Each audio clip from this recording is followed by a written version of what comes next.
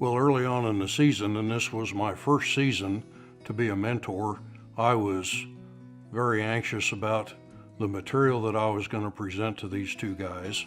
Well, I signed up to be a mentee because I felt like something was missing in my walk with Christ. I felt like, being a father and a husband, that,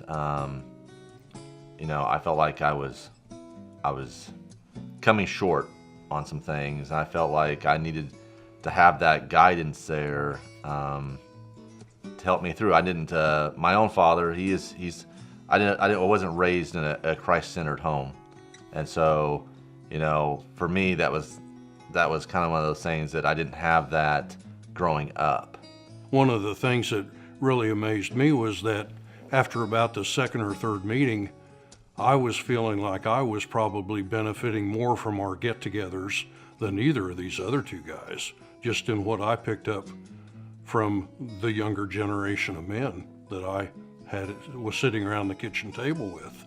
Well, at first I was a little apprehensive. I be honest with you, I wasn't quite sure because I volunteered a lot in the church. I was on the greeting committee. We helped run the softball.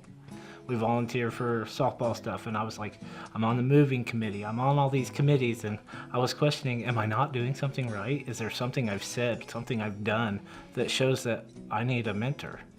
I thought I was walking with Christ, and I thought I was doing that.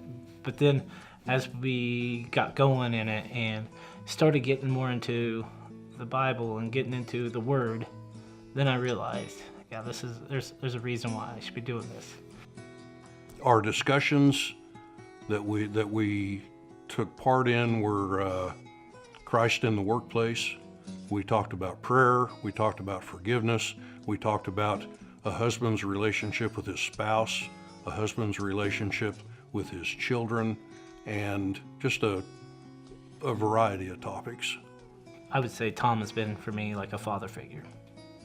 And through my walk with Christ, and just as he told his version, he shows up to my kids' stuff like a grandparent shows up to their grandkids' stuff. He has blessed my family, not just me. He is always wanting to know what my kids are doing and what my family's doing, and he's the first one at church to come up and greet me.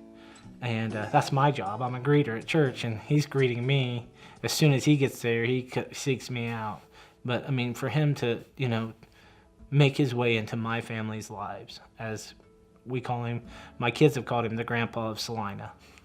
And because my parents and my wife's parents live outside of Salina, so they become like the grandparents that come to all the baseball games and all the basketball games and the dances and everything else. So, father figure. It's just been a blessing getting to know these guys and to hear about their life experiences and just to share with them. Tom's been to me like a father figure as well.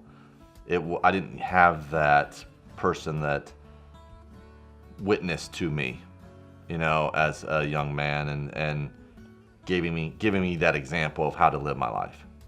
And so it was nice to meet somebody like Tom who gave me that example, and that basically showed me, and through talking with TJ and our study sessions, getting to know Tom,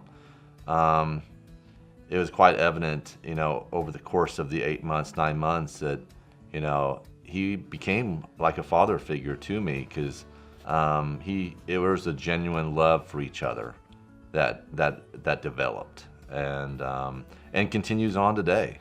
I would have been going about my daily life just like thinking I was doing everything right, thinking that I'm doing fine. I'm volunteering to church. I'm doing what I'm supposed to.